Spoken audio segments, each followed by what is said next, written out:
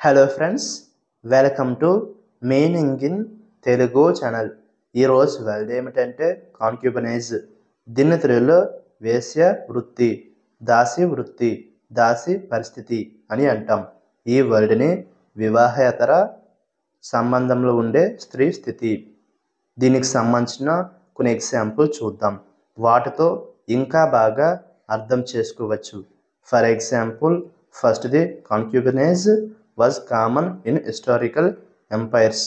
అంటే తెలుగులో చరిత్రాత్మక సామ్రాజ్యాలలో ఉపపత్నిత్వం సాధారణం.